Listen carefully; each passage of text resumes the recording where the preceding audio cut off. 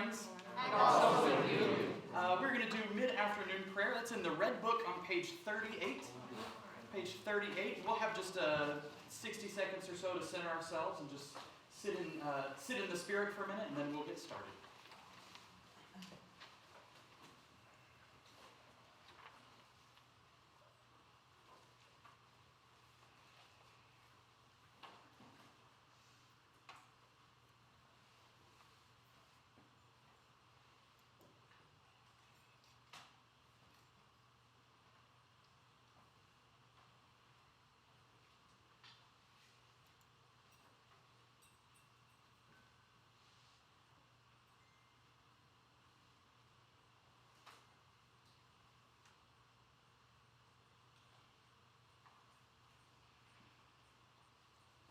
O God, come to our assistance.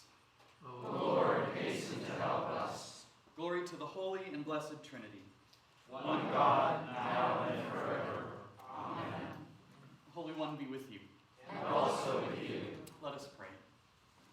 Living, loving God, through your wisdom, the hours of the day move on, and there is yet much to do.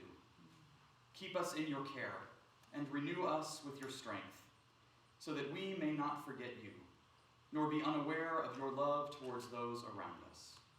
In the name of Christ, who lives and reigns with you and the Holy Spirit. Amen.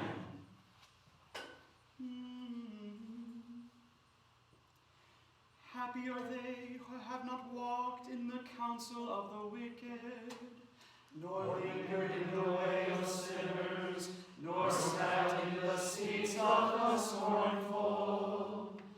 Their delight is in the law of the Holy One, and they meditate on God's law day and night.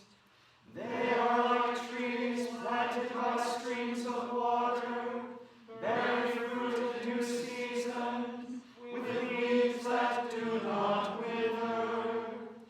Everything they do shall prosper.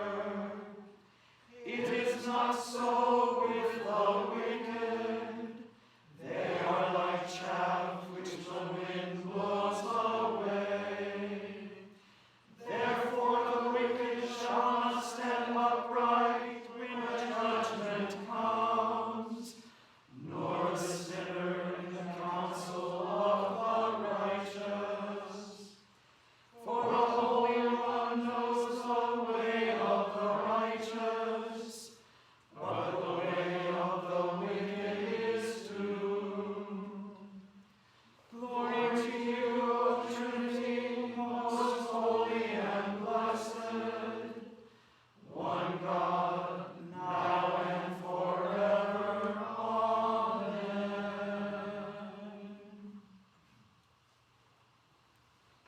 Let each of us look out for the interests of one another, having the attitude that Christ Jesus had, who, having the nature of God, did not seek to exploit equality with God, but emptied himself, taking the nature of a servant, becoming like us in human form, humbly walking the path of obedience all the way to death on the cross. Therefore God lifted him high, giving him a name above all names, that at the name of Jesus our knees should bend and our tongues proclaim, to the glory of God Most High, Jesus Christ is Lord.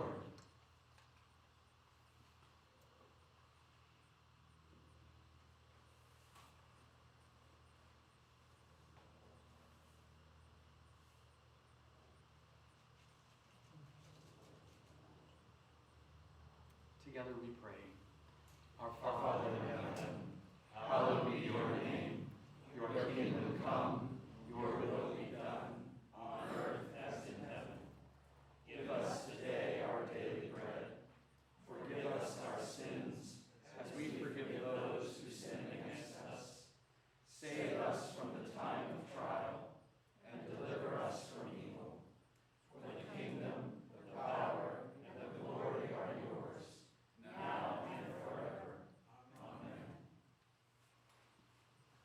Lord Jesus Christ, who came to set us free, Let the shadow of your cross fall upon us in this hour, that we may wonder at the gift of your redeeming love, and be empowered by your Spirit to take up our own cross daily and follow you. Amen.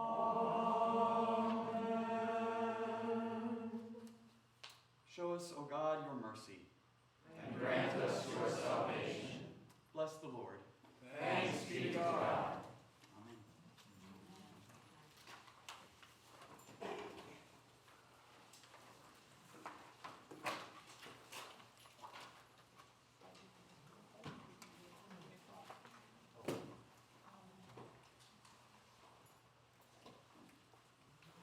Consultation time. Technically, we got break until 3.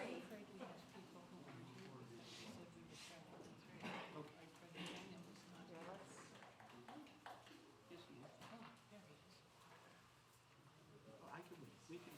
You can ask if we know if anybody is, I just as soon start give them all the break later, but I want to make sure. Let me ask the wisdom of the group for a minute. We are assembled, we are prayed, we are a little bit ahead of schedule. Would you like to go ahead and start the council meeting now or wait until 3 o'clock? Almost for now. Hallelujah, now it is. Point of clarification, Point of clarification. does that mean the council meeting will end early or? I've just thought of 20 more minutes of things to say. The answer would be no. Then I vote to wait. You may stay for another 5 minutes.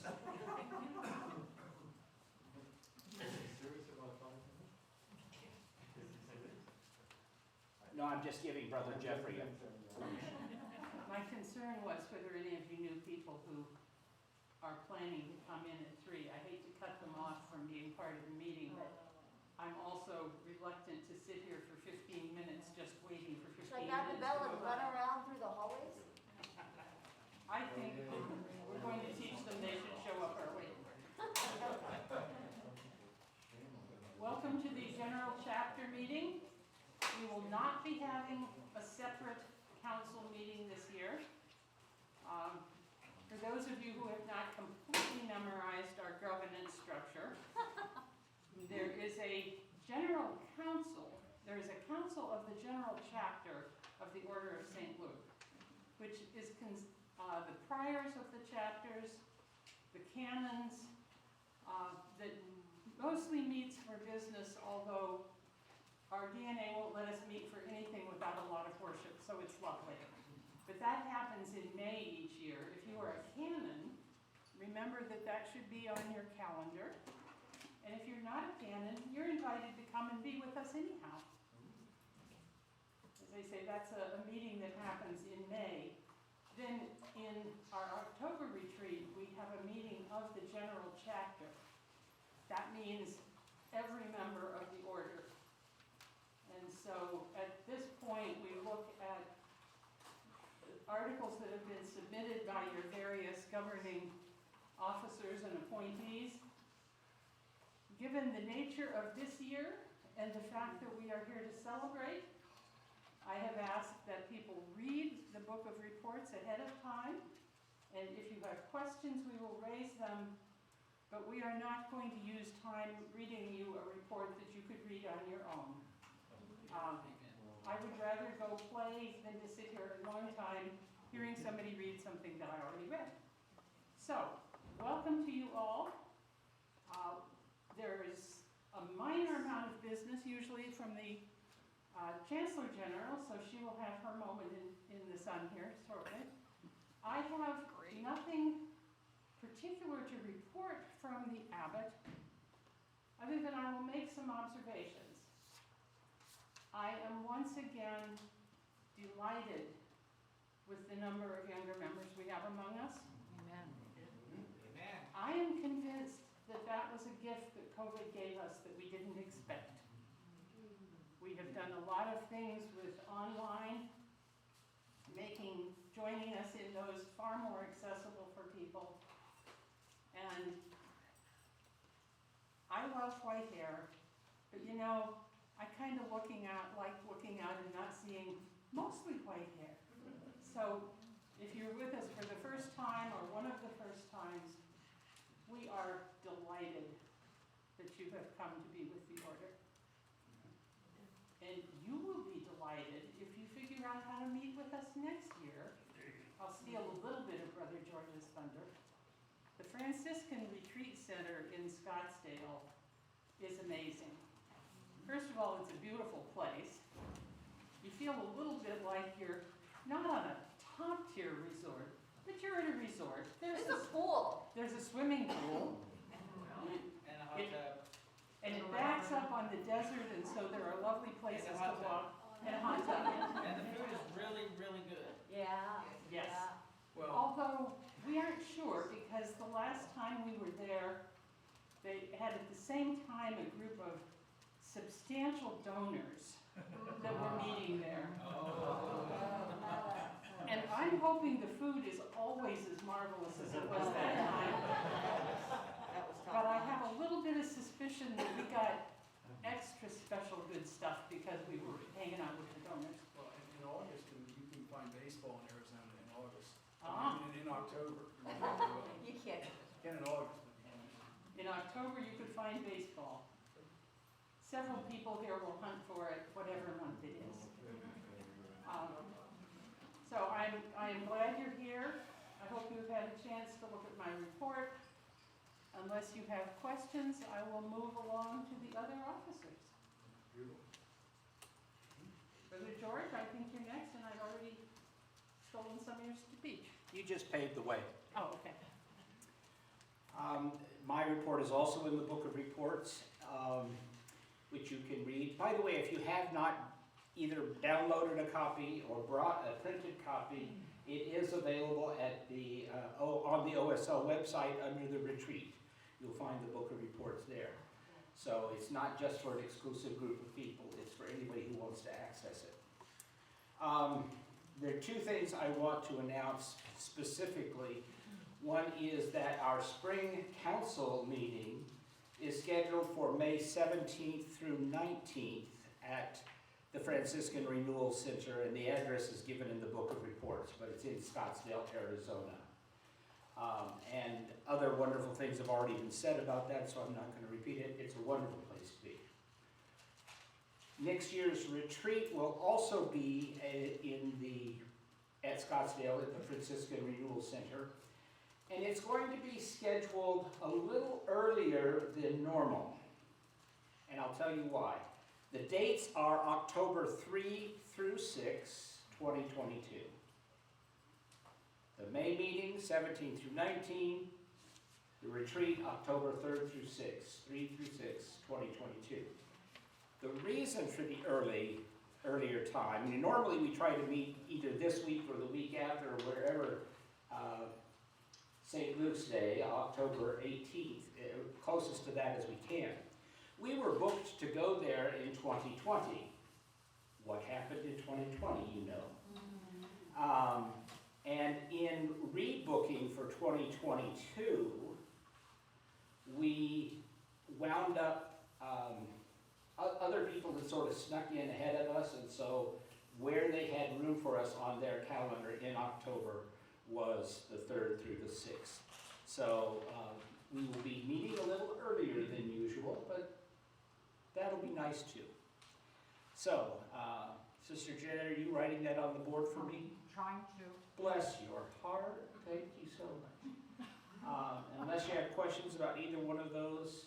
And I thought we were talking about baseball in May, not October. Oh, they've got it in October in Arizona. I'll tell you what. We'll talk more about baseball. Retreat in Boston. Boston. Let's talk. Is there baseball in Boston? We'll talk later. There's something else. And I'm done. Is it Sister Jeanette, or should I go? I can go quick if you want more time on the board. Go ahead. Okay.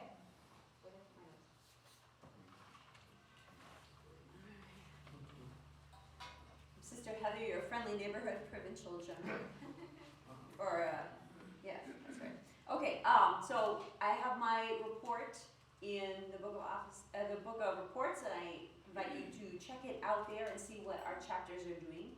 But briefly, I want to say first, thank you to all those who are serving the order as priors of chapters and leaders of associations. These are invaluable tasks and they're not paid at all, but they're really important. So if there's a prior or a leader of an association here, you be nice to that person. Secondly, and this one may require a vote, I don't know how that works exactly, but the Eastern Pennsylvania chapter has not been active for quite some time, and the time has come to discontinue that. Chapter, do we need to vote on that then? I think so. Do I just say, all in favor of discontinuing the Eastern Pennsylvania chapter of the Order of St. Luke, say aye? Aye. Any opposed? Can you tell I'm not a Robert's Rules person? The third thing I want to say is, please look through that report that I provided you of the activity of our chapters and associations, and many of them submitted prayer requests. Please pray for them. Please honor those requests in your prayers. I actually took my book of services for this retreat and I wrote in like 1 or 2 of the chapters in each of the services to remind me when we come to those times of prayer to pray for those particular groups. So anything that you can do to hold them up in your prayers would be gratefully appreciated by me and by many. Likewise, if you live near a chapter or association, please support it with your presence and your activity. Priors and the leaders would be grateful for that, and those would others. In many ways, the chapters continue the work of the order at times that are not October and May, and so they're very important in the life of the order. Especially, so we've got a couple of chapters that haven't been terribly active recently, East Ohio and St. Francis, West Ohio. So if you're an Ohio person, there are folks who could use your energy and enthusiasm. I think, yes. Those that are meeting electronically? Yes, so many of our chapters and associations are meeting over Zoom or in other electronic ways, in part because of the pandemic, in part because it helps them to reach out. However, I don't want to see one chapter cannibalizing members from another chapter, which Zoom makes possible. So if there's a chapter near you, do support the one that's near you. Brother Aiden, I think, had put out a chart listing all of the times that chapters and associations were holding electronic meetings, and I think that's available on our Facebook page. Yeah, I don't know that it made it to the website yet. It has gone out in the font as well before too, so that's around. So if you want that and you don't have that, let me know and I will find a way to get that to you. But there are ways to participate virtually as well as participating physically. I think that may be. Can I add a testimonial? Of course. Can you pick me up from here? One of the things that Brother Aiden did was to decide to have a Thursday morning morning prayer, which for me starts at 7:15. So far I have not had to leave the camera off because I was still in my pajamas, but we've come close. 2 of the people who are almost always on that call are Brother Christopher, who lives in Northern Ireland, and Brother Michael, who lives in Wales, who have pointed out that it's sort of like afternoon prayer for them. But I think the ability to reach out with chapters, with prayer sessions, whatever, has been a tremendous gift that we have gotten from realizing that we can meet electronically. It doesn't replace the fact that I get to sit here and see your faces, but it has been a gift, and Brother Aiden and others have been wonderful at finding those opportunities. So I encourage you to participate in those and support those who are doing that. Amen. Ready for me? Ready for you? Okay. I am Sister Jeanette, your Chancellor General, and you know, it's so nice to see all of you. I know your names from your affirmations, but it's nice to put your names with your faces. And speaking... You can take off your I can mask. take off, thank you. My glasses fog up and everything. I've had a very tumultuous summer, and before I came to retreat, my sister passed away. So all the affirmations are a little bit late in going out, but they should be in your mailboxes by the time you get home.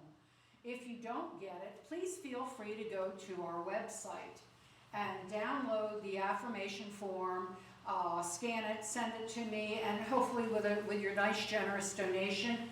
I will make a plug for that because you can see this is a wonderful opportunity to get together here in Pittsburgh, and we consider this our mother house. Next year when we go to Scottsdale, it's not going to be this inexpensive. John, who runs the retreat center here, has been very good to us over the years, and he's going to retire. He keeps saying that, but when he does, a new person's going to come in, and I don't know that they will be so generous with things with us. He always has a very sharp pencil when we sit down together on Thursday morning to pay our bill. So that being said, we really, truly appreciate your generous donations. And I can tell you, you've heard about James White and Brother Mark this morning. James White left the order some funds through his estate, and that money has been deposited solely for the purpose of publications and keeping that ministry always operating, even though the order may collapse at any moment. The publications ministry will always have some funds. So think of that as you are doing your estate planning. Since I've retired and I've kind of had to go in and help my husband with his law practice, which is a whole other story, many people, because of the pandemic, are redoing their estate documents. They want to make sure things are in place because COVID was so devastating and so unexpected. So I'm going to say it, think of the order in your estate planning, because it would be wonderful to be able to put funds aside for retreats or publications or whatever you'd like to designate it for. We will make sure that it gets there fully. So with that being said, I'm going to ask you to turn to page 5 of your book of reports, because we need an action item on our annual budget. Now, the total budget proposed for 2021-22 that we reviewed at council, no one had any objections at council, but it has to come before the general chapter to be fully voted upon. So I'm going to ask that you look at it quickly, and if I may take a motion to approve the 2021-22 annual budget, I'd like to do that. Can you tell us the bottom line Yes, total? the bottom line total is $47,001. So moved. Thank you. Thank you. All in favor? Discussion? Yeah, sure. What's the wisdom, and I think there is wisdom, but I want us to put it in front of us, in adopting a 47,000 budget when last year we only raised 28? I'm sorry? When last year we only raised 28. Well, we only raised 28 in affirmations and through some of our publications. We had a very dead year last year because of COVID. So some of our donations were down, certainly our publications were down, and we didn't get to go to NAAL to promote any publications. So I would say, our budget's always been in that range, and we hope that you'll continue to give generously as we grow. And we know we have a lot of younger members who aren't in that financial position. We've provided some scholarships for folks to be able to come to retreat, and that's all on our dime, so to speak. So yes, technically we only raised $28,294. We also only spent $20,196. It is what it is, and hopefully we can have a more realistic. What I plan to do is to break down all this stuff, because everything has changed so much with the way we administer the order. We've also included PayPal on the publications page, and that's been wonderfully successful. So I'm hoping that that helps to bring in some more revenue, but thank you for that question. I just wanted to point out. Sure. We've always raised that much. We always have, and God is good to us in many, many different forms and ways. Brother Jeffrey? Two questions. I'm not finding the key for the two asterisk items. Retreat net on the revenue side has an asterisk, and then member services has two asterisks. Oh, because member services is where everything gets dumped. Okay, All the little, and that's why I want to straighten all this out and fill it out so it's more totaling and or more detailed as to the way we really do administer the order. And like I say, things have changed. We've got PayPal. We've got a working website now. We've got all these little fees and things that carve up some of our revenue. So the retreat net, we weren't sure if that was going to work out. But the member services, there's two asterisks there because wherever there is no category to put something, it goes into member services. okay. Okay? And then second question, does this budget reflect expenses for the recommendation of the, in the report from the editor to hire a part-time person? Well, that's something we have to talk about. The editor of Doxology? It Yeah. does not reflect.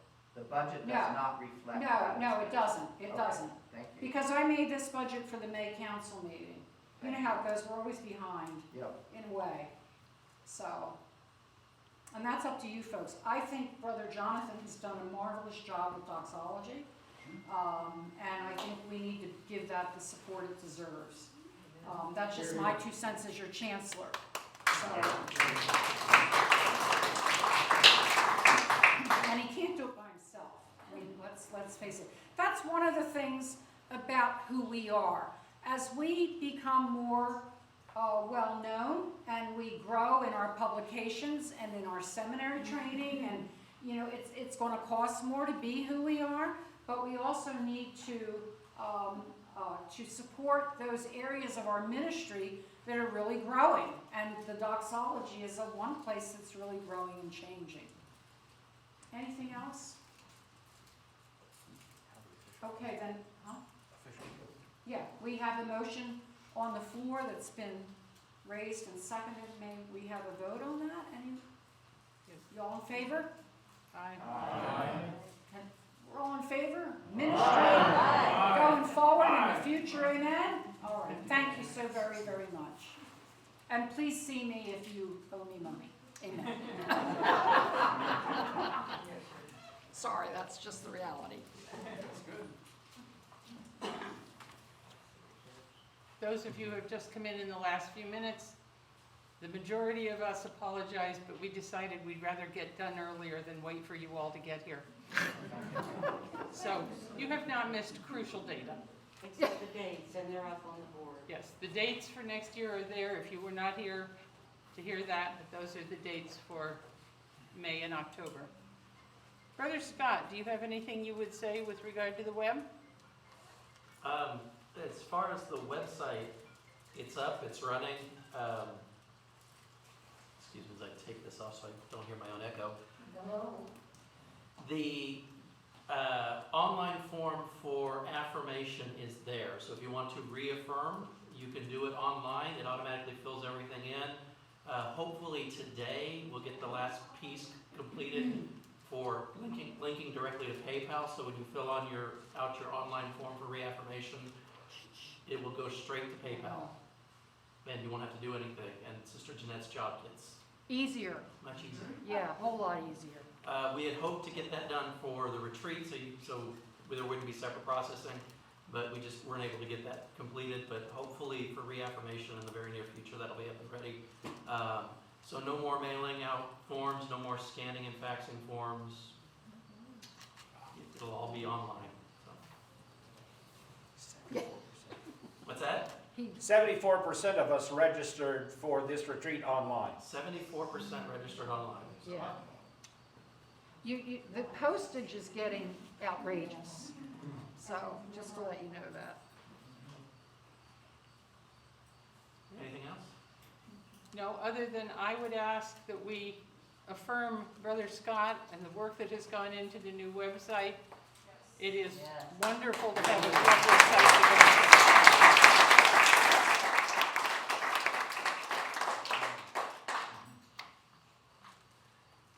David, do you have anything to say from pastoral care? Only that I continue to watch the websites and the Facebook and other sites of that sort to see what events have transpired and to lift up particular members in prayer. If you have a particular concern and want me to include it in the font, please let me know. And my address is in the font, I believe.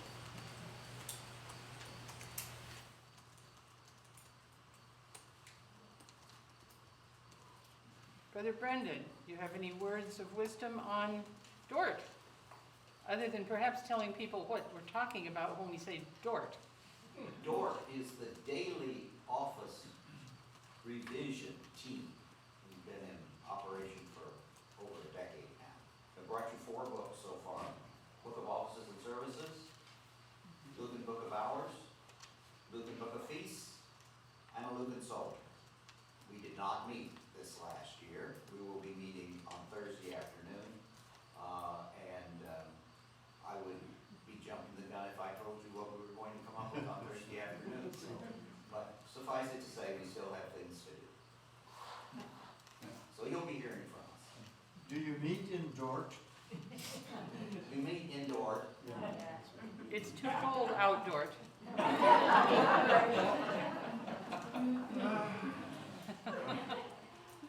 heard that question. The Dortians deal primarily with osmolytic concerns. And could you explain Is osmolytic? that an old-time fan, an osmolytic trigger? Goes to and fro. Are there any other questions for Brother Brendan?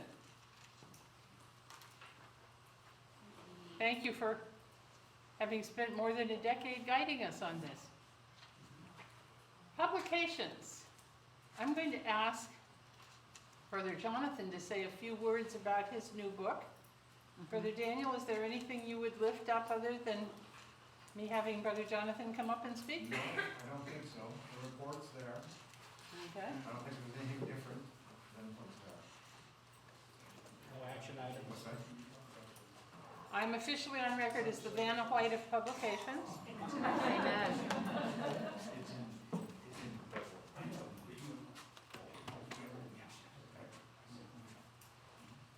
I also can't take my mask off without also taking off my glasses. Anyways, this is half my book, mostly the work of others. But Sister Abba asked me to give a brief explanation of it. So the title of the book is Reshaping the Liturgical Tradition, Ecumenical and Reformed. And I co-edited the book with my colleague Martha Morkish that teaches worship at Columbia Seminary in Atlanta. And several folks in this room were contributors to that book. And what it is a Festschrift, so a collection of essays in memory of Horace T. Allen Jr. So some of you heard Brother Mark talk about Horace earlier. He was, though I did not personally know Horace, his work always loomed large in my world because I grew up as a Presbyterian and I research in areas of Presbyterianism. So anybody that works in the world of worship and Presbyterianism knows about Horace Allen. And when Horace died, it got myself and some other Reformed colleagues thinking about the possibility of what it would mean to have the reception of his work carried forward into a new generation of folks. And so the idea of the book is that we're bringing essays regarding the liturgical tradition, both in the ecumenical church, but also particularly in Reformed churches, Presbyterian specifically, to this new generation of folks and with the voices of those who are actively working now. So it's not so much like a thing dedicated to Horace as it is something that picks up the work that he left us to do. So there's a lot of really good stuff in it, and I would commend it to you, especially some of the things written by your siblings here. So Mark Stom's chapter on magnifying particularity, Horace T. Allen Jr.'s modeled ecumenical liturgical formation at the BU School of Theology. Heather Jocelyn Cranson's Year D, the Lectionary, Congregational Formation, and Excluded Texts, which, by the way, I shared with a couple of students recently. Oh, thank you. They were wondering about women in the Revised Common Lectionary, so. I want to find people who are like preaching off it So now. I just let them have your chapter. And then I've also got a chapter here that's really niche Presbyterian, a new hermeneutic and an evolving pedagogy for Presbyterian worship. So there's a lot of cool stuff in it, and if you feel so inclined, please buy it and support the order in that way. All right. Thank you.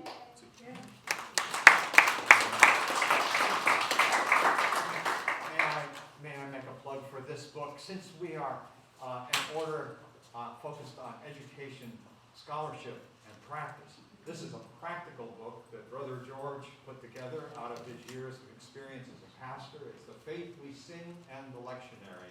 So if you work with the faith we sing at all, or ought to maybe consider it, this will be a really helpful tool for you.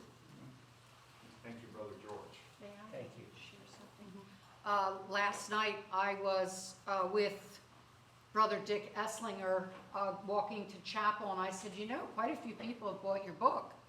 And he said, well, if they would like it autographed, I'd be happy to autograph it. So if you bought Brother Dick's book, see him, and he'll be happy to autograph it for you. And I'm sure that our other authors in the room would be happy to do likewise.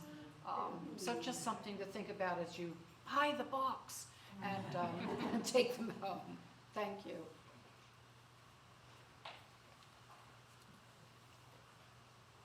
Sister Diane. There she is. Any comments you would make on publications or on periodicals? I think I handed them all over to Brother Jonathan, and I'm doing his bidding now and just doing copy editing, so. Anything else you would add, Brother Jonathan, on periodicals? Yes, if you'll indulge me with a couple of minutes. I will. Okay, sweet. And I want to say that with great thanksgiving, he's done an amazing job, so. Yes. Thank you. Okay, here I come again. I feel silly, but I have a list of things to say here. It's 3 things long. I can't remember more than 2 things.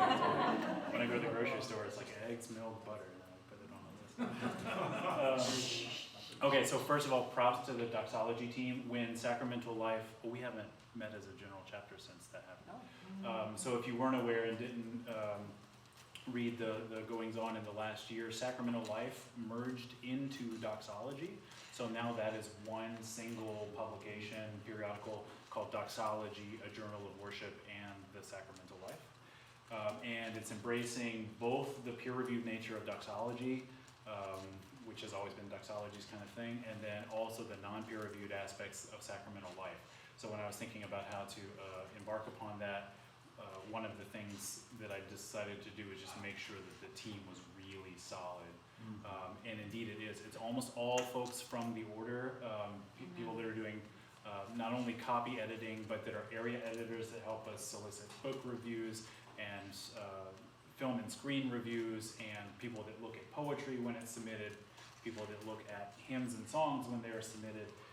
And so there's a whole great group of area editors and copy editors, and then in addition we have 2 kind of not really staff people, but people who we contract with to help produce the journal. One is a print designer, Jessica Payne, who's doing a bang-up job getting with a new print design, and the other is a current art editor, Victoria Jones, who's an artist and art historian who's helping us kind of curate all of the visual art, because I want doxology, if it's going to be in print, I want it to be a beautiful thing. So, and also something that helps incorporate stuff beyond text. So looking at a lot of visual elements and these new issues of doxology. Victoria Jones has said she needs to step down at the end of this calendar year as art editor. So if you know someone that is really skilled in the realm of visual art, especially like Christian art history, please send me a name or 2. That is a paid position, though not much. But I would really love to have somebody ready to go by January 1st of 2022. And so that's all I really have to say about that. Thank you for your patience as these new issues get going. the first issue, which was Lent Easter of 2021, I knew would be behind because it just takes a long time to get the wheels turning. And now they really are turning, so the Pentecost issue is like in the mail right now, so you should be getting it soon. And the Ordinary Time issue, I just sent the proof copy out this morning during Brother Mark's talk. So, so that's. He was paying attention. I was paying attention, but you know, I hit send and there we go. So yeah, hopefully we'll be on track, like on schedule by the end of 2021, which is this year. But I do have one thing, and I think this is actually something maybe I bring before the council, but I would love us to consider hiring somebody to do kind of some of the business aspects of OSL publications. It's a lot of legwork just to get books from concept to print, and then also distribution is just hard to accomplish when all of us have full-time, well, not all of us, but many of us have full-time jobs, and doing something like this on the side for the order while a joy is also strenuous. And I can just feel, at least on my end of things, how there's always a little bit of a tug there, because we want to do this work, but time is limited. So that would be something I would love us to consider maybe for fiscal year 23, is thinking about a publications person who could not only manage part of the periodicals, but also some of the books and such. So that's all I've got to say. Any questions about doxology? My question is just, so Victoria is the one who charges us $200, correct? No, that's Jessica. That's Jessica, Yeah. okay. I think Victoria's like $50 an issue. Yeah, it's very de minimis. It For is, yeah. what they do, it's really a bargain for us. When you figure out how much you think you will need for someone, Mhm. and then we can, we can talk about that. Yeah, so maybe a side conversation. Yeah, that would be great. Okay. Anything else? For me? Thank All right, thanks, Sheldon. Thank you so much.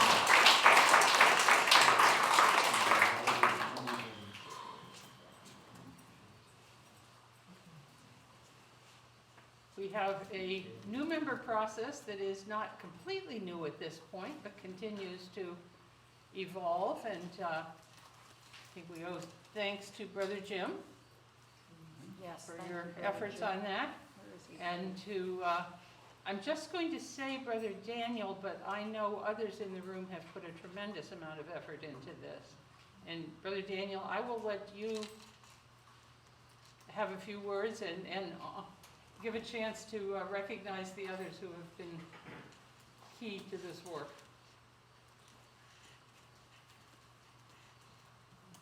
Thank you.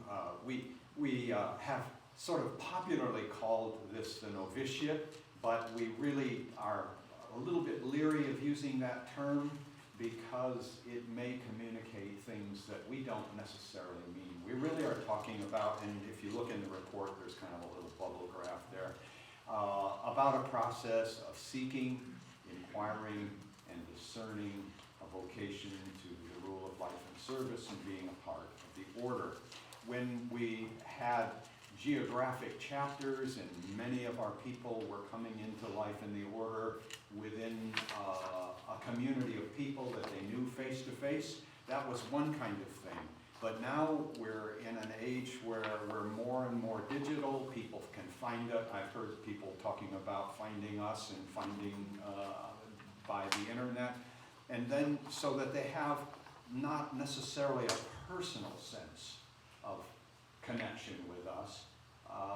They have a kind of digital sense. And then the question is, how do we welcome people and their questions and engage them in a relationship in such a way that they can begin to make some kind of informed, personal decision about whether to be a part of the order or not. I don't want to go into the details of it here. A lot of work has been done. It's 3 years old now, what we're trying to do, and I do say trying because it's not successful. Why is it not successful? Well, there are different reasons.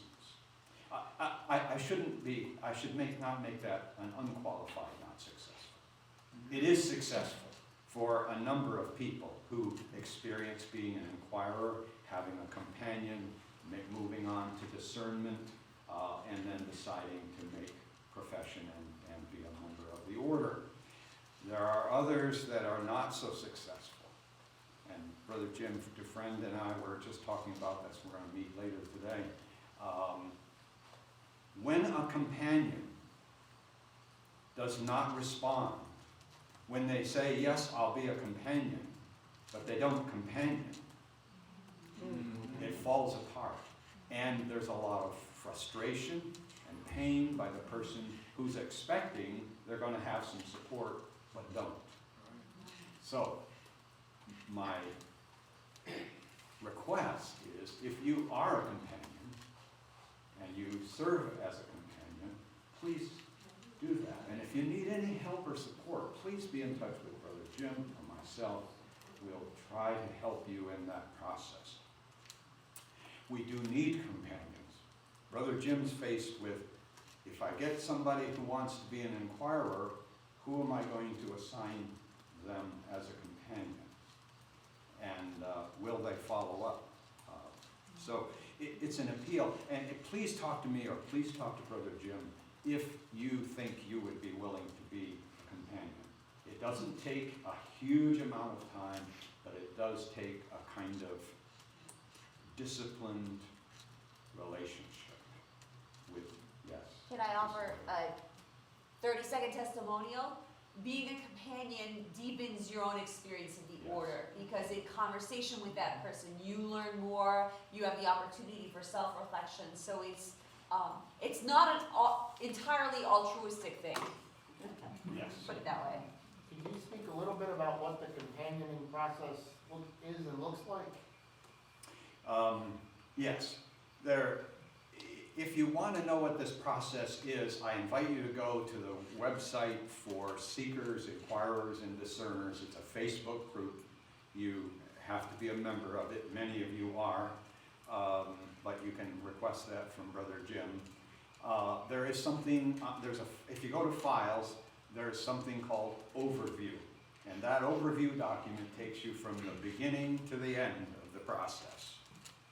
And I think you'll find your question answered there. A companion basically is somebody who accompanies somebody who's seeking on a journey. And there are modules that we're suggesting that you consider in terms of spirituality, learning about the daily office, maybe working your way through Brother Dwight's wonderful book, Food for Pilgrims. Anyway, I'd be happy to talk with any of you who are interested in knowing more about it. But there are modules. If you get into discernment, I just put something new on the website for a kind of outline for what might happen in the time of discernment. I can add just a short bit to that. The information about the being modules is important, because I think it can be intimidating to say you're willing to be a companion when you're not sure you know enough to be a companion. You're not expected to be the expert. You can go through the modules together, read it, talk about it, call other people and get the information. Being a companion is not equivalent to saying, I am an expert on the Order of St. Luke. It's just saying, if you are interested, I'm willing to have conversations with you to help you think about it more and help me think about it more too. So don't disqualify yourself because you are not signing up to be the ultimate historian. We'll let Brother Mark be the ultimate historian, because he knows there's too much to learn. Any other questions about that? Brother Mark? Is this the time, I wanted to talk a little bit about sort of where we are in the seminaries post-COVID in terms of the process. Is this the time to talk, to air some of that? Or? You are the next name on my list, and my question was just, I know you have time tomorrow to talk about our story project, but anything that you would like to say to us other than things you already have planned in tomorrow's speech? Not really, except this is the Our Story Project, underline the hour. It's not my story project, it's the Our Story Project. I really would like people to, You sure, can- happy to. Of course. It'll just help because we're streaming the meeting, so. Oh, come up here. We just want to see if you can take your mask off without taking your glasses off too. It's a coordination test.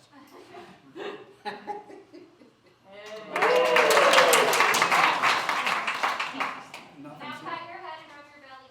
Yeah. That's harder, actually. No, the Our Story Project, you heard me talk about it some today, I'll talk about it some more tomorrow. Really would like people to get involved with that, to be willing to, I need people to transcribe interviews, as I've been saying. Need people to be willing to be interviewed. Think about writing your own story about your work with your experience at the order. You really want to know that. The history of the order is not just the big stuff that happened in the big meetings, but it's the story of how the rule has shaped your particular life and the life of your parishes and all of that. So get involved. I'm going to want some people to be willing to take research assignments, and I'm not talking about 5-month research assignments. I'm talking about relatively small things, but we'll talk about that some more tomorrow, I think. Okay. So can I say something about seminary chapters? Absolutely. Okay. And this is, I just want us to think about all this a little bit. It pains me. I think the Perkins chapter at this point is probably moribund at this point mostly because of COVID. We were making some progress. Had a few members still, had a few people in the process, but that pretty much went the way up. And so there's a thing I'd like us to think about, and I don't know, just want me to lay it out and just and talk about it. So I would like us to consider, because I think that the seminary chapters are and have been vital to the history of the formation of the order. We're down to kind of one at this point, and maybe not even that. At this point in terms of where we are now post COVID. But I think of Garrett. I think of was it the St. Francis chapter? What did they call it? St. Benedict. Ah, okay, wrong saint. At Candler, of course, the Dwight Vogel chapter. Not everybody remembers that was the name of it at the end, but I remember the name. We had chapters all over the place. We probably had 6 or 7 in the heyday, not 8 or 9. 11. Was it 11? Seminary chapters? Wow. So I think we have a problem going forward if we don't find a way to reinvigorate seminary chapters somehow or other. And here's my somehow or other that I'm thinking about. I would like us to consider having some sort of student membership, in the Order of St. Luke. And let me tell you what I think of in terms of that. Student chapters and student membership would require that there be an active faculty advisor on the campus. In other words, if there's nobody like me, quite frankly, on the faculty willing to run the process in a local place, then those people who would be interested in the order would just have to go through the regular process that already exists. So there has to be someone in terms of a faculty advisor who is willing to do the work. And here's the work I would see it involving at Perkins if we did it, if you allowed me this. One was we would have daily office at some point, and for the entire community, primarily chapter-led, that would be weekly. The chapter would, we've done that in the past, right? But we would do that. So it wouldn't just be for us, it would be for Perkins, but we would lead it. expectation that student members would attend a monthly lunch roundtable with me or with the advisor. And the roundtable would do things like review the rule and talk about the stuff that the process is supposed to talk about, right? We would do that, in those monthly roundtables at our community lunch. I would have the expectation that student members would attend Perkins Community Worship at least twice a month. And also that we also at Perkins used to have, in our chapter, we used to have what I call quiet days. We would usually do one during Lent, one during Advent, which was kind of a day-long retreat on campus in and around the other stuff that was going on. We again ran that for ourselves, but for others, who wanted to become part of our quiet day. We would usually begin with morning prayer, and we would give a question for the day, which people would reflect upon. We'd come back at lunch and talk about the question. We would just go about doing our work. It wasn't a silent day, it was a quiet day. Whatever our work was, we'd go about doing that, come back at lunch, talk about the question for the day, and then go on through the rest of the day, reflecting on the question and having evening prayer and or Eucharist. At the end, those were quiet days. We do those a couple times a year, at least during Advent and often at other times. All of that, if there was a student membership, those are the expectations, of someone. Some people, I'm sure, would do better than others at doing all of that, but that would be a formation process in and of itself. And at various points along the way, primarily at the end, we would have some kind of discernment. If a person wanted to become a professed member of the order, we would discern readiness at that point. I could see that involving me. I could see that involving the abbot, probably via a Zoom call, and I could see it involving someone like you, Dan, from the process, and just sort of testing to see, if there really was the commitment, if the formation had happened at that point. I'd like to have a shot at doing that at some kind of student membership, and we would figure out how to do it constitutionally. We would recognize it as an order, again, that there is such a thing as a student membership. We have I think as part of the commitment, we'd have some kind of a payment. I could see them getting periodicals, and that sort of thing, but they wouldn't get them for free. That would be part of their formation, to be involved in that giving. Anyway, I'd like to try this and see if it might work. Again, as I'm saying, it would require that there be a faculty advisor, and that would be its own recruiting task. For the order to find people who were willing to do that work. It would not be. I would take it very seriously. We would lay out some pretty clear expectations, about what we felt a faculty advisor would need to be. It wouldn't just be, oh, call me if you need me. It wouldn't just be something we would list on a paper, but we would expect the faculty advisors to be pretty active in their formative work. I'd like to see us try something like this, and that's all. Questions or comments? Do we have members who are faculty at any number of institutions? Do you know them? Are they sitting here and I don't know who they are? Braun, Sister Braun, yeah. Sister Braun now. Yeah. We have had. There are some who are members of the order and at seminaries, but not active in the order. I can think of two. Yeah, there are members, and I don't want to sound like I'm being critical of any of them, when I say this. So they haven't necessarily seen the order in the same formative ways that some of us have. Is that fair to put it in that way? I really don't want to criticize a colleague, but that's a pot that needs to be stirred. Right. Right. And we couldn't, we could talk about this in theory today. We couldn't really do it until, I don't know what we can do today in terms of this. We could today propose that the team work on coming up with language for a constitutional amendment for May, and that would have to be approved next year. Yeah. And I think this is in the spirit, I mean, Brother Dan, you were allowing us some, to sort of shape the process to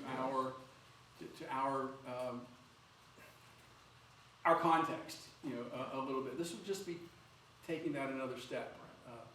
I was just wondering if we could in some way try you there as a praxis to sort of create and craft to find the right and wrongs as we go, and then when we come next time to craft the amendment. Does that make sense?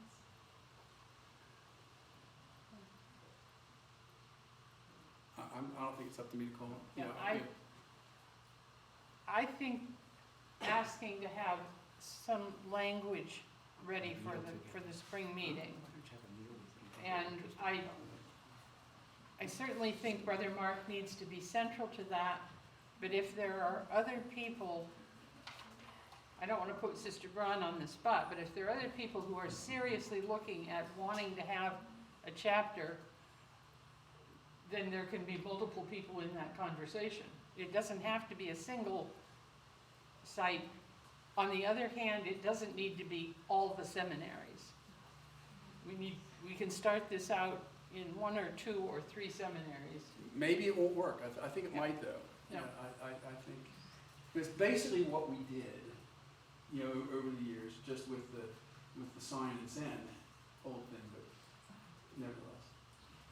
In addition to what Brother Scott mentioned about language for the constitutional amendment, I'd be interested in language that I could share with folks at seminaries or people who live near seminaries, so that if I say, hey, we've got this idea, would you be open to this? I can give them something concrete. Because I would be happy as provincial general to go to the seminaries and see if I can identify people who are nearby or whatever. I mean, I think it would be, I think the key in it, as far as I can see, is that there has to be a faculty advisor. Mm-hmm. I guess we could say faculty or staff. We'd have to decide, whether it was staff, because I'm not going to work at Perkins forever. What? Yeah. But I wonder if alumni, if there happen to be an alumna or alum. you have to us. I nearby. just think it has to be someone who can have a presence on campus. Yeah, yeah. It's just Heather's trying to get it going. I was just wondering if it would be appropriate to have a working group to talk about this? If what's that? A working group of people who find energy and passion around this that can kind of start working on some of these things? Yeah. Yes. That's one of the two. Oh, Miranda was baptized. I saw. I thought that. Both of us have raised our hands periodically, so go ahead. And then over Okay. I just, when you said the pot has to be stirred, so now you're talking about addressing one person with 2 issues. First issue is they're not active in the group, and the second issue is we want you to be active because we want to have a seminary group. So the thought of alumni, someone else who could be present just might also be in the language, not just a faculty. Well, can I think the thing may I? Yes. Yeah. I think one of the things we don't want to lose in all of this is the fact that this is kind of an exception to the formation. This is another shape of the formation process. And places that don't have a person who's willing to be faculty advisor, people can still, students can still, come into the order through the regular process that we now have. So it's not keeping them from joining the order. This is just another way of being present on campuses. Yeah. I think what you just said is key. I can't think of anything in the Constitution that would need to be amended for you to go forth and try this with our blessings as a great experiment. It is just another branch, another way at the formation process. Do you feel that? Does that, or are you, okay, that's, I wanted to, Yeah, I'm questioning whether we need to make a constitution. okay. I just think this is an easy thing to try. And my question had to do with the interaction between something like this and our existing chapters, so that if a student were to be involved on campus and then graduate and presumably, you know, get involved somewhere in the church, how they might be connected to a chapter in their area or to the online chapter or something for continuing that involvement.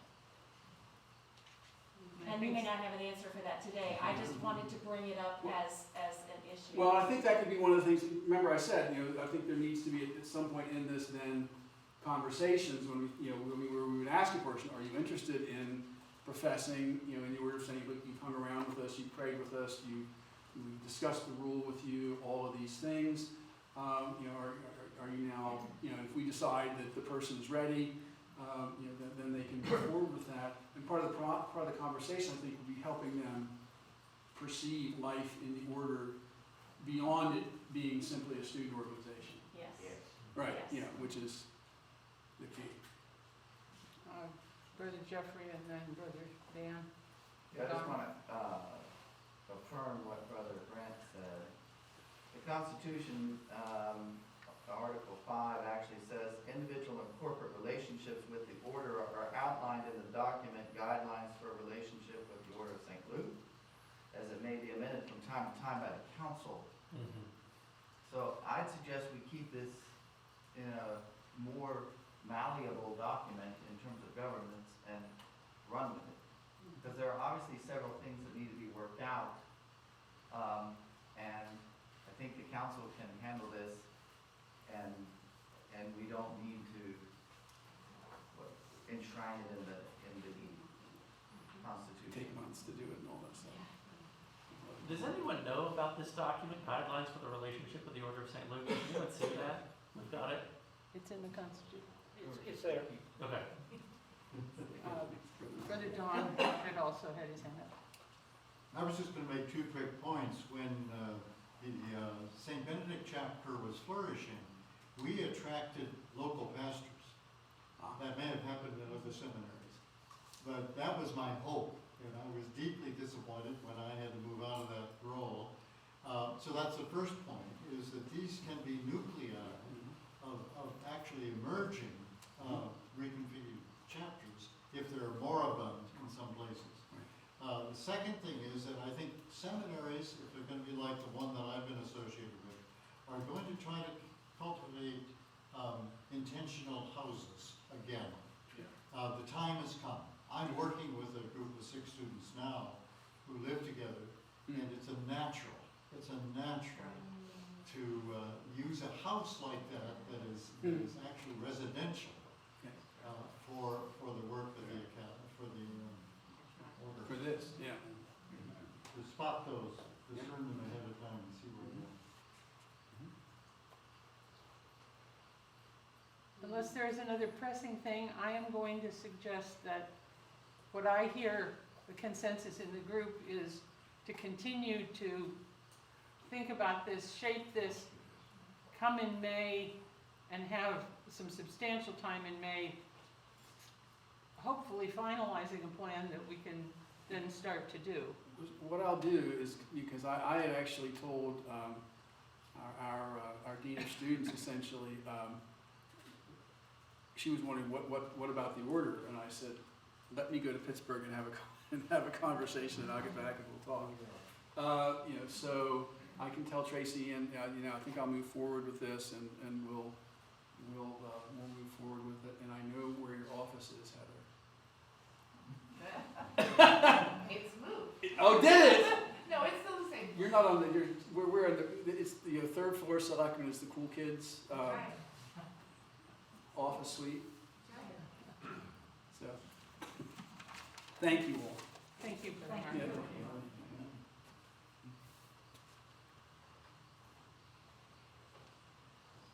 I don't have my finger on how things are happening in seminaries, but my perception is the rate of change in seminaries and how we do the education and how we are in person and not in person and all of that is exploding at a phenomenal rate of change.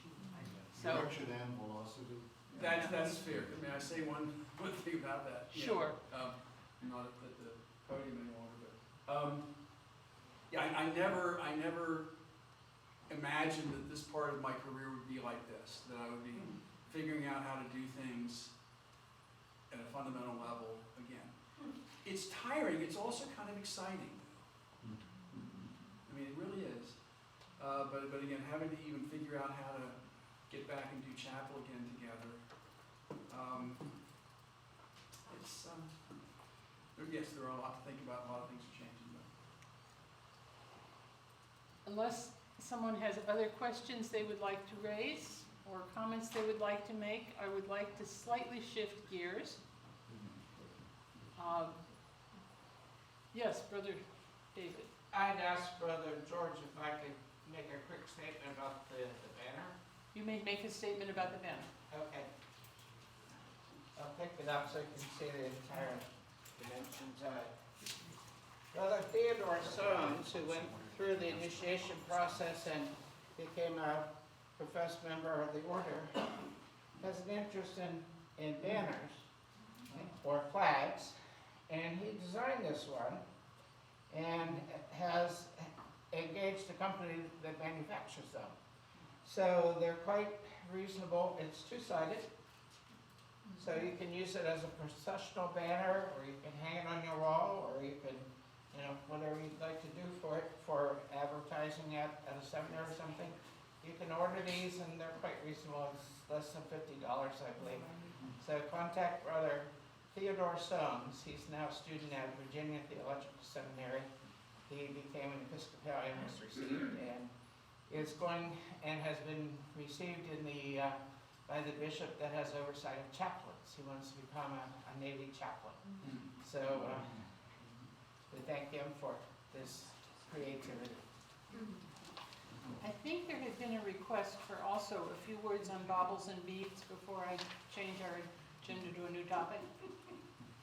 If baubles and beads like the crosses, which are back in stock in pewter, yay!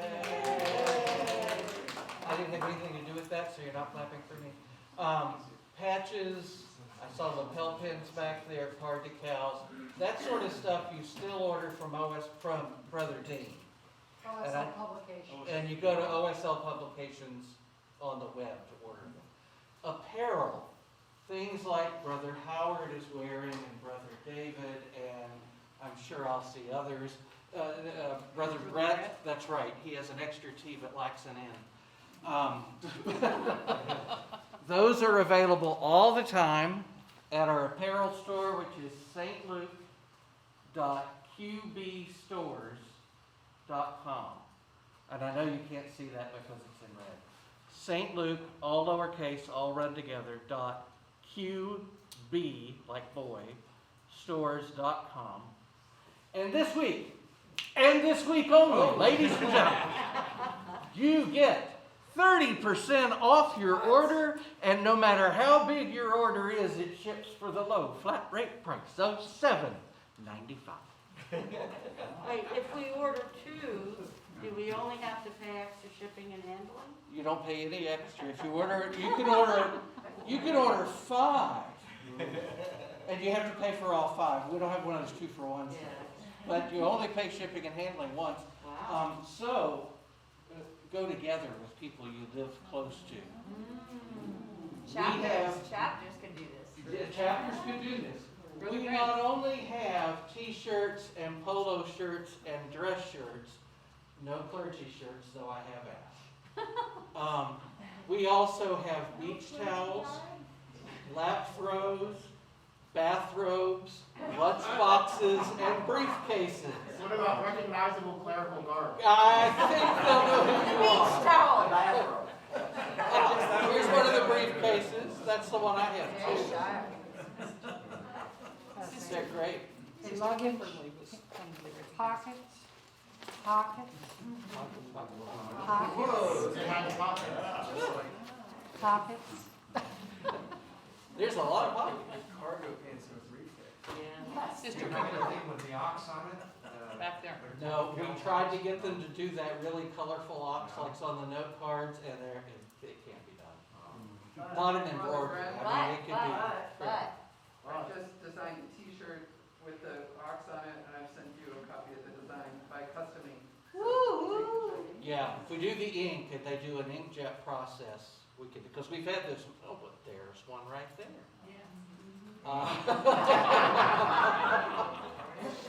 The joy about the embroidery is we have no inventory. When you order it, they make it.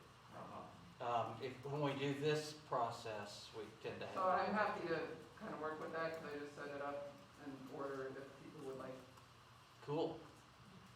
Sister Kimberly was asking to be recognized. maybe make an announcement for tomorrow morning, is that all right? Sure. When I'm you're done. Are you done? I'm done. Sit down. Sit down.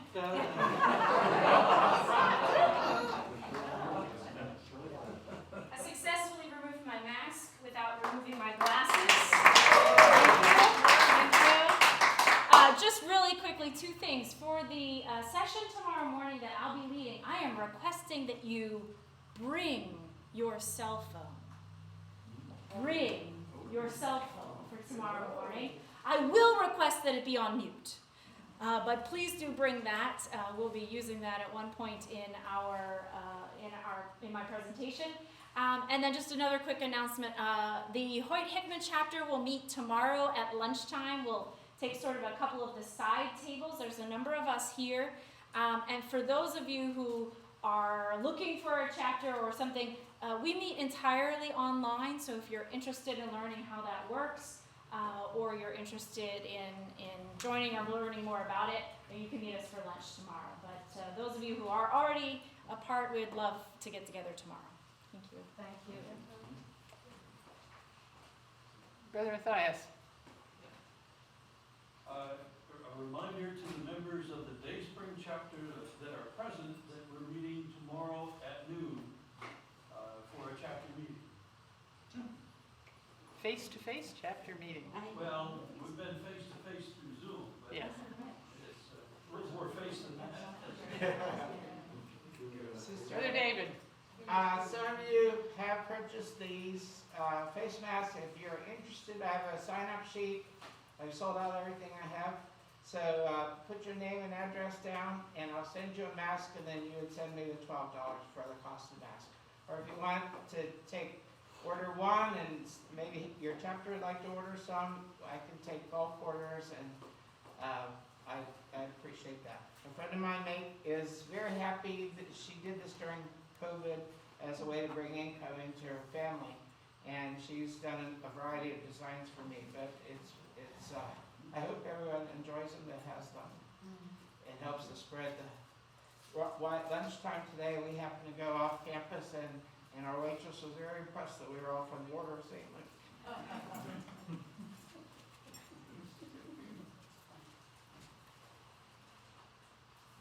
The agenda for the day would have ended with a time for new business. I think Brother Mark's material you brought up is the only new business I know of that needed to come before us.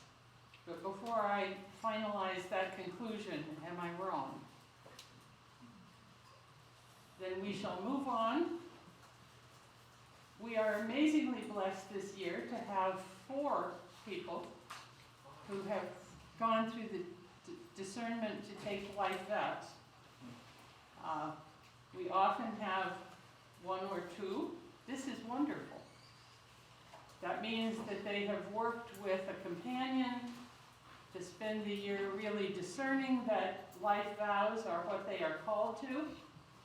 They have been asked to come to me in writing saying, this is what I wish to do. And they probably know that I've checked with the people who are companioning them, and they've said, yes, we agree. In the past, we used to have their testimonies as part of the profession service, with 4 people having discerned that they wish to take vows, 4 testimonies during the profession service means we get out at dinner time tomorrow instead of at lunchtime. It seemed far more sensible. We do have time on the agenda tomorrow for testimonies, but I would like to do 2 of those today and 2 tomorrow. Having no better selection method in mind, I've gone with alphabetical by your last name, which means Sister Diane will be the first one who comes and speaks to us about her discernment that she is committed to taking life vows and having the Order of St. Luke be part of her life forever. Sister Diane.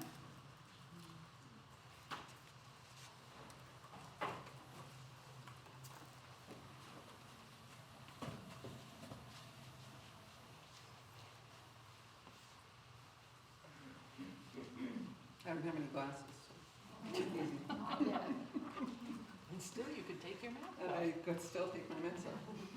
I have to say, I was thinking of 2 things before I came up here, and the first was that one of the first speeches I gave was the valedictory address for my little tiny high school, and every picture that was taken of me giving that address is me like this.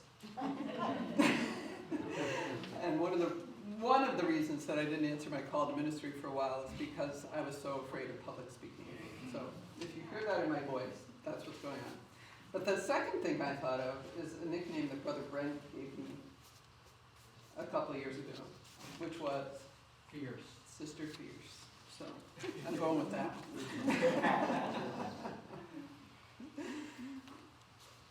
The threads that run through my life with the Order of St. Luke are intertwined, and they're the joy of the Eucharist and the sacramental nature of my relationships within the order. And you might say I became a part of the Order of St. Luke when I was 6 years old. That was back in 1972. And the pastor of our small town New England church gave us this little booklet that he put in the back of everybody's hymnal called the Sacrament of the Lord's Supper. Some of you might even have been instrumental in making that booklet. And he started an early morning Sunday Eucharist service every week. So I got to have the Eucharist every week starting when I was 6 years old. And I'm still not sure whether my parents brought me to that service because it was early enough so they could go out and play golf afterward, or because they liked taking communion every week, but that service became ingrained in my soul. I can still recite from memory most of that service, from the Great Thanksgiving to the Creed of the United Church of Canada, which became my creed. And then there was also this great joy that I'm not a musician at all, but I got to sit next to the organist and watch her feet, which was the best part. And my love of the sacraments, especially the Eucharist, is part of what brought me to Garrett Evangelical in 1997, where I was first introduced to the order, through a Wednesday morning communion service in Tiny House Chapel, where we would gather Abbot Dwight Bogle, Sister Barbara Troxel, and other staff and other students. And my favorite professors and my favorite people at the seminary were the ones who invited me to take vows in the order. And I did that without a benefit of much understanding of what they meant. We had no novitiate, we had no, I read through the vows, I thought, yeah, these make sense. And I said yes. In the next year, I moved to Cleveland, and we started our family, and I lost touch with OSL, and it lost touch with me. I tried to attend chapter meetings. I brought my newborn baby along, and I was not made to feel welcome. And I'm going to tell on myself here. You told the story, but I will admit that it was I who attended a retreat and found myself wishing I hadn't. I came, everyone seemed to know everyone else. There were all these inside jokes. No one really shared what the reasoning behind anything was, and I was very confused and very lost, and I left, and I filled out my form and said, no, I don't think I'm coming back. And I got a phone call from Sister Elizabeth, and she convinced me to try again. So the next year, I was not in a rush to get here. The retreat was here at St. Paul La Crosse. I spent some time getting lost in the church next door. Thank you for sending out that email explaining that we shouldn't go there because that's where I went. I got up to this floor and I heard singing and I followed the sound and I thought I was entering the back of the chapel, but that's not how you come in. I had no idea I was going to be at the front of the worshiping congregation, and I ducked in back, I ran for the back pew, and I stood in that back pew, and the brother in that pew immediately shared his hymn book with me, shared his worship book with me, and something happened during that service. The Spirit showed up. That man invited me to act as a deacon later that week as he was installed as the abbot, and I got to hold his book for him as he read those vows. That was Brother Daniel. So thank you. The next few years were among the worst in my life, and it's not exaggeration to say that I lived my life in 6-month intervals, from retreat to council to retreat again. My marriage to the only man I had been with since the first month of my freshman year in college fell apart when he told me, as only a physics professor could say, that he no longer found the idea of marriage attractive. I was devastated. And you all prayed me through that time. Brother Tom Beveridge, our pastoral care officer, exchanged emails and support along with his wife, Amy. May they both rest in life eternal. Brother Daniel and Sister Mario became a lifeline as they opened themselves to me, answering the phone even when I forgot the time difference and called them once at 4 a.m. Hawaii time.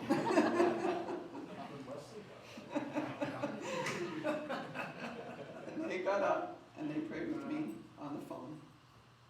So many of you held me, cared for me, helped me to know that the covenant that I had made with that man had been broken, and I was allowed to let it go. Pilgrimages gave me a chance to laugh. Healing services gave me space to cry. At the retreat in Claremont, California, when my daughter called me in tears from 2,300 miles away, unable and afraid to confide in her father, you surrounded me and laid hands on me and prayed. And the knot in my stomach loosened a bit. Almost 3 years ago, my life was turned upside down again when I realized I was in love. I questioned myself and again turned to those of you who knew me best. You listened to me and helped me to trust what I already knew. And it's because of this community that I was able to tell Jane that I was in love with her. And I began what has become a joining of souls. One of my first gifts to her was a copy of the Indigo book. And we began praying morning prayer together by FaceTime, her in Florida in her winter home and me in Cleveland. We continue to share our faith, our lives, and our crazy puppy, Josie. As an ordained elder in the East Ohio Conference of the United Methodist Church, I am not free to share the joy of my partnership with Jane with my congregation. Each week we greet one another at the door of the church after worship as friends. And although my bishop and my district superintendent and many of my clergy colleagues support me, I could be brought up on charges by any member, not only of my church, but of any church in the conference. I'm new to all of this. I've been an ally for most of my life, but this is very different. Seeing those around me, both gay and straight, proclaim their love for one another on social media, share public displays of affection, and simply be who they are, well, it makes me angry. I am prouder than proud to call Jane mine and to be hers, and it hurts. But here we are safe to be who we are. You have embraced Jane as you have embraced me. Sister Sarah Flynn paved the way for us. A small group of you, led by Abby Brendan, blessed our relationship 2 years ago here. And one day we plan to invite you all to a grand wedding celebration. As I considered my relationship with the order after sharing Jane with you 2 years ago, I realized that this was my home. And I wanted to make that commitment clear. Abby Brendan has walked with me once again, almost full circle, 24 years. As he did in the classes he taught at Garrett, through the vows and the commitment I will make. We know one another so well that he easily understood what I was trying to say as we shared together on Zoom. 3 wise women have aided me in every step of my journey these past 24 years. And it was hard to choose just 3, believe me. But to honor Mario, Barbara, and Linda of blessed memory, I will take the name Sister Mary Belinda. Saint Belinda is known as the protector of trees, and so the name as a combination of Barbara and Linda is most fitting. I've realized that the order is more than just a part of my life. It is who I am. Thank you.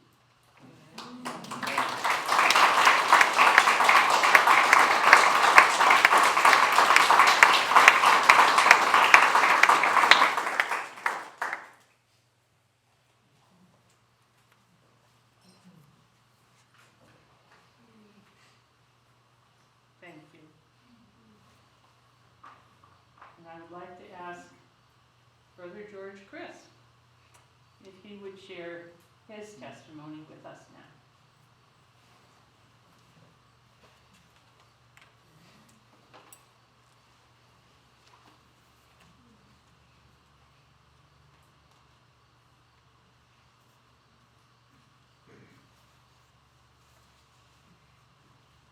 For many years, I have listened to and watched my siblings as they have made their testimonies and taken life vows in the Order of St. Luke.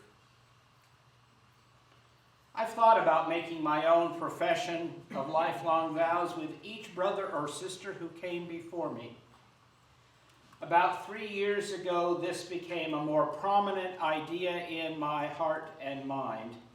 I began inquiring specifically about the process to become a life vowed member, and this past year I have acted upon that prompting of the Spirit. My heart is filled with gratitude for Brother Dwight Vogel and for the guidance, structure, and compassion with which he has served as my mentor this past year. We have both enjoyed our collegial conversations, laced with memories of working together on many projects and in many settings. He is a beloved friend and brother, and an invaluable member resource for this order. Full stop. I'm additionally grateful for every one of my siblings who sustained me with your prayers as I was struggling to live and breathe with COVID pneumonia last December. Some of you know and some of you don't know that I spent 2 weeks in the hospital just trying to live. And I reached the bottom of my barrel at that time. Your calls, your email messages, cards, and gifts were treasures I can never repay except with prayers of my own for you. In many ways, I feel like a life-vowed member, and maybe some of you presumed I was. Brother Robert Bryant Davis introduced me to the order in 1982, and long ago I dedicated myself to the order and to the upholding of our rule of life and service, a commitment that has not wavered for nearly 40 years. I was showing Brother Don my membership card signed by Thorwald Torgerson, which indicates that my membership was conferred in the order in 1985, but I date it earlier than that. During the discernment process, I've had the chance to review those rules in depth and dissect how they've affected me over the years. As a part of the order, I have met the most wonderful people and experienced the quality of their character, and some of you are really characters. I was raised in the church, mostly Methodist, but also some generic non-denominational military base chapels. My parents were intentional about providing me and my siblings with a foundation they hoped would lead to faith formation, although they would not have used that language. They saw to it that I had opportunities to sing in choirs, take part in youth groups, serve on work teams, attended camps, contribute to the worship life of the church, and it was excellent training for me. In my teens, I explored other denominations and developed a fondness for liturgies that appealed to my musical ear. That reached a peak in my college years when my flirtation with the Episcopal Church was serious. That's why I call myself a closet Episcopalian. I put off God's call to ministry, received when I was 17, until my 27th year and my second semester in seminary at Claremont. My plan was to serve as a music minister in some big old, church somewhere. I think God just laughs at our plans. Vocationally, I surrendered to the comfort of my United Methodist heritage and was privileged to develop a solid career in pastoral ministry, which provided me with many rich experiences. Enough history. I like music in many genres, but I prefer songs with flowing melodies, quiet harmonies, and gentle rhythms. Any of you who've bought my music may know that about me. That's not to say that I dislike the loud driving rockers that have also been a part of my history. Are those metaphors for how I've experienced the order? Perhaps. The comfort of deep contemplation and worship with integrity, paired with the joy of fellowship and adventures too numerous to mention, have fulfilled that balance in my life.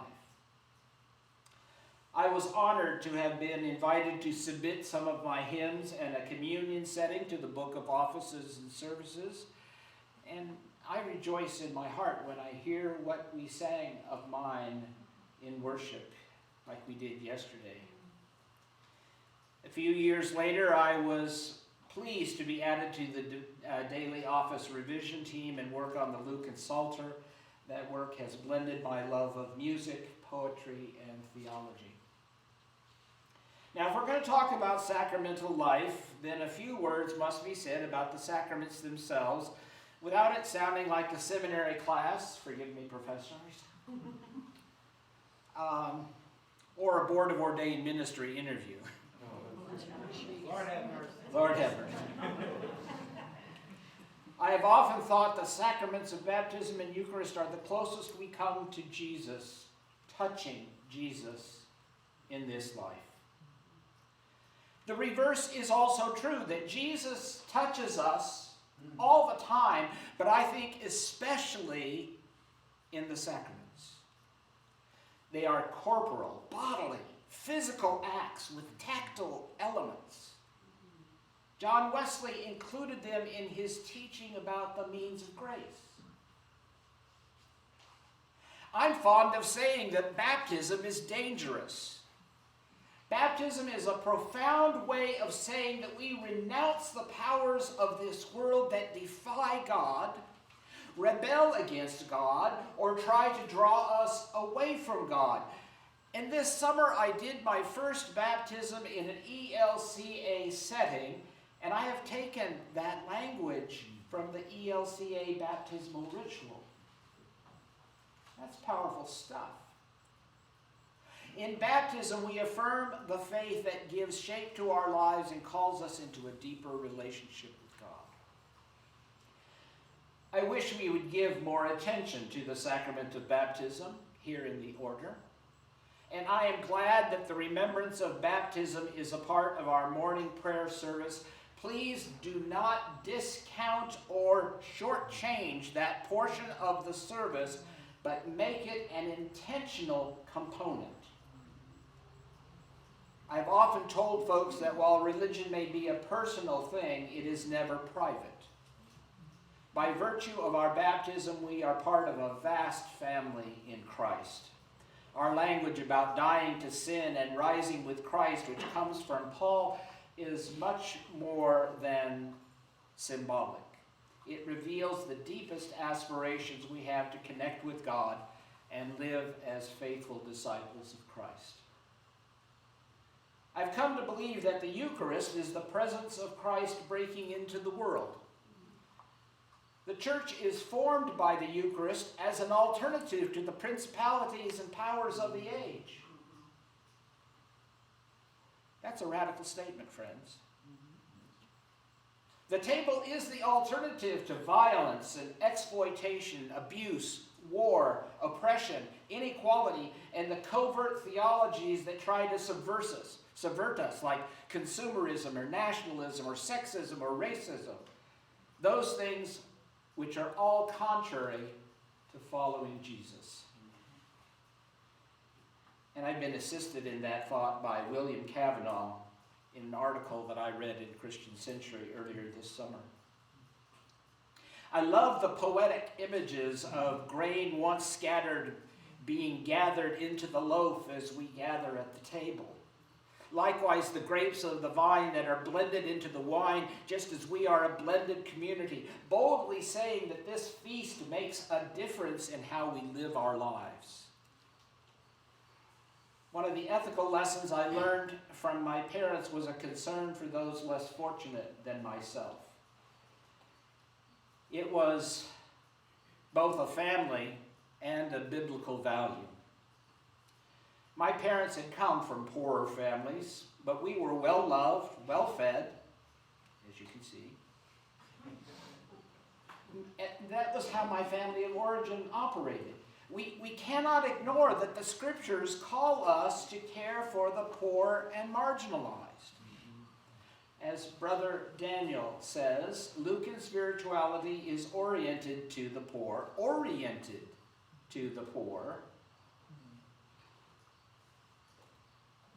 and marginalized. Those who suffer on the margins of daily life is the way he said it.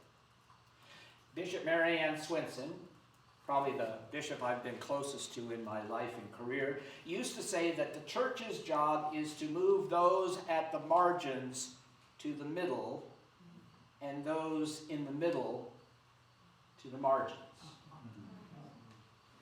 The order used to live that out in more obvious and practical ways. I remember the community center in Akron where Brother Timothy Crouch served distributing food to clients, and we took part in that ministry.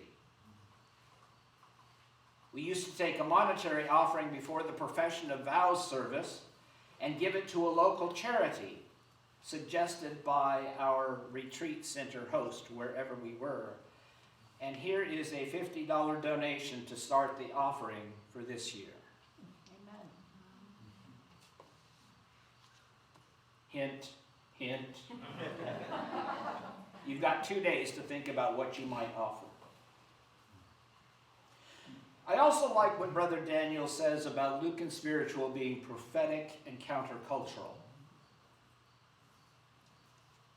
Aside from my own notes, I used to think my call to ministry would be like the Paul Simon line in Me and Julio Down by the Schoolyard. When the radical priest came to get us released, we were all on the cover of Newsweek. I wanted to be that guy. We must be imaginative and poetic in the ways that subvert entrenched power and privilege. Faith does not mean that we separate out of the social. Here I'm going to preach. We are a privileged group.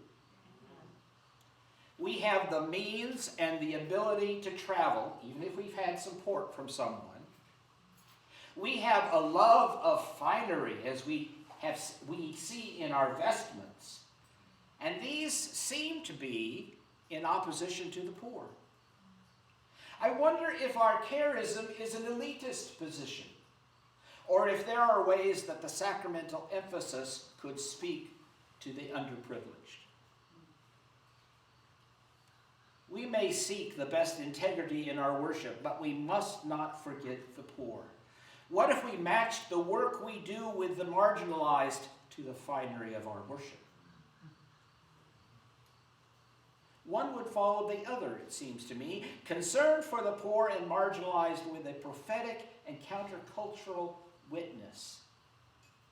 I don't see that so much as piety as I do a way of living out or embodying the gospel. It's in our liturgies. I heard it this morning in worship. How do we live it out? The church needs to uplift and promote the values of our faith, especially in regard for the marginalized. COVID revealed yet again to me and to many others the inequalities in the United States in many ways. Healthcare, policing, housing, jobs, wealth disparity. Faith can address these issues, but real change has to come in bigger ways. There's a lot more for us to do here, especially with regard to our racial profile in the order. And I challenge the order to be better at this. Those who know me well know that I'm always searching, struggling for peace. Peace in my life. And if I cry, you may understand. I want to be a person of peace, which I see as the fullness of shalom, not just the quiet of solitude or the absence of conflict, but wholeness and well-being. Such wholeness is not simply having a body that is not stressed or imperiled or diseased. It is also being at peace with God, where a right relationship with God has been restored. For me, that is the deepest meaning of salvation. Peace ties us intimately with Jesus, the Prince of Peace. By being in a right relationship with God, who is the author of peace, we can also be at peace in the center of our lives. We are ill at ease when we are not reconciled with God, but we can have peaceful composure every day when we believe in God to help us cope with any circumstance. I find such peace in baptism, Eucharist, and the sacramental life. Those of you who know me also know that I express myself in poetry. Here is a poem of peace. There is peace in the air after spring rain, peace in the blossoming garden domain. There is peace in the warmth of a calm summer's night, peace when the darkness kisses candlelight. There's peace in the wave of the pines in a breeze, peace in the autumn wind rustling the leaves. There is peace in the stream with the cold waters flow, peace on the earth with the winter's first snow. There is peace in the song of the bird when it wakes. There is peace in the light of the dawn when it breaks. There is peace in the clouds gently floating above, peace to be found in the arms of your love. There is peace in the wave drawing close to the shore, peace to be valued in the ones we adore. There is peace in the steadfast rhyme of time, peace to be treasured. I said that wrong. There is peace in the steadfast rhythm of time, peace to be treasured in everyday rhyme. There is peace in the heart when you've not learned to hate. Peace full of promise, it's never too late. There is peace to be made when the treaty is signed, peace to be seen when the stars are aligned. There is peace to be heard in the blend of harmony, peace that you taste, both sweet and savory. There is peace to be seen in the comforts of home, peace to be held in the depths of shalom. There's peace in the depth of our prayer, peace in each act of tender, loving care. There is peace at the end as away slips the soul, peace in the tears you weep when you're whole. There is peace in the water that claims you by name, peace in the midst of the Spirit's wild flame. There is peace beyond measure in the cup and the bread, peace in the host whose table is spread. Some have asked me why I want to be a life-vowed member in the order. That's a good question, but the wrong focus. It's not a question of why I want to be a life-vowed member. It's a question of my being called to be a life-vowed member. To consecrate myself to the sacramental life for the rest of my days on this earth, God being my strength and shield. That is my discernment. Amen.